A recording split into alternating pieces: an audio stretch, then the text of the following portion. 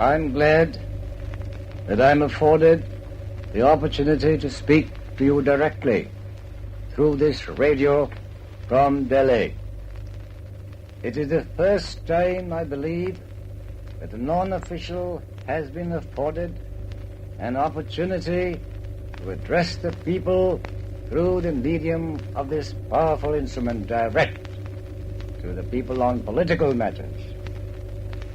It augurs well, and I hope that in the future I shall have greater facilities to enable me to voice my views and opinions which will reach directly to you, life-warm, rather than in the cold print of the newspapers.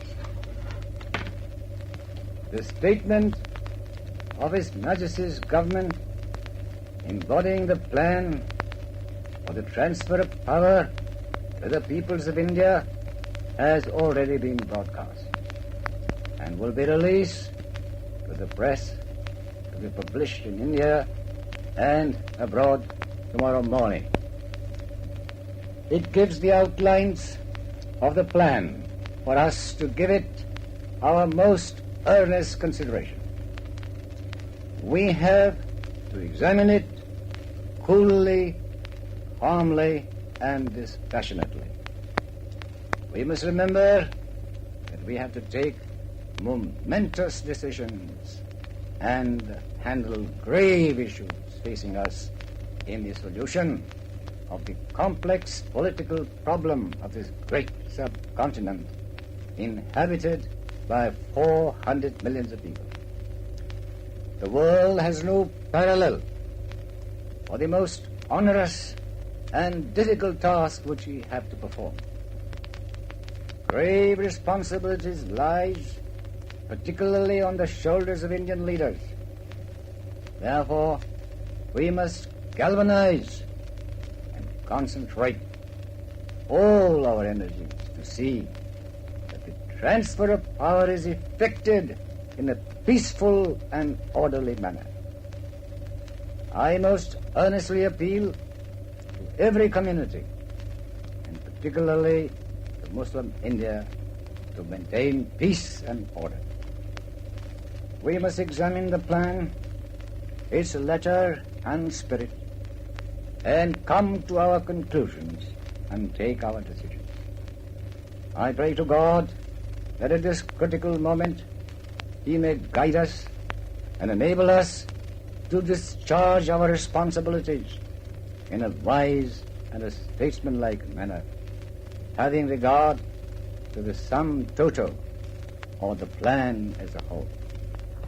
It is clear the plan does not meet in some important respects our point of view, and we cannot say or feel that we are satisfied or that we agree with some of the matters dealt with by the plan.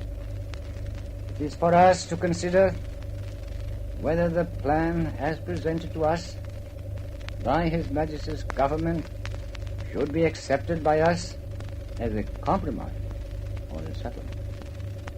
On this point, I do not wish to prejudge the decision of the Council of the All India Muslim League, which has been summoned to meet on Monday, the 9th of June. And the final decision can only be taken by the Council according to our Constitution, precedents, and practice. But so far as I've been able to gather, on the whole, the reaction in the Muslim League circle in Delhi has been helpful. Of course, the plan has got to be very carefully examined in its pros and cons before a final decision can be taken. I must say that I feel the Viceroy has battled against various forces very bravely. And the impression that he has left on my mind is that he was actuated by high sense of fairness and impartiality. And it is up to us to make his task less difficult and help him as far as it lies in our power in order that he may fulfill his mission of transfer of power to the peoples of India in a peaceful and orderly manner.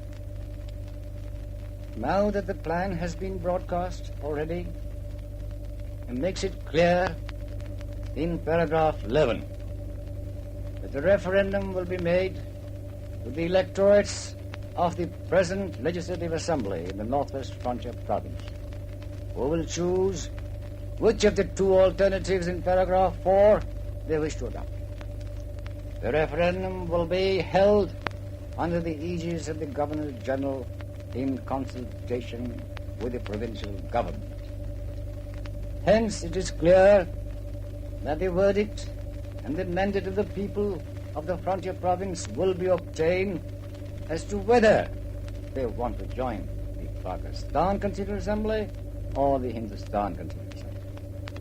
In these circumstances, I request the Provincial Muslim League of the frontier province to withdraw the movement of peaceful civil disobedience which they had perforce to resort to.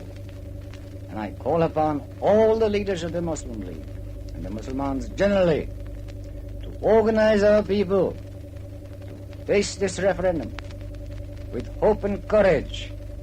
And I feel confident the people of the frontier will give their verdict by a solid vote to join the Pakistan Constituent Assembly. I cannot but express my appreciation of the sufferings and sacrifices made by all classes of the Muslims, and particularly the great part that the women of the frontier played in the fight for our civil liberties.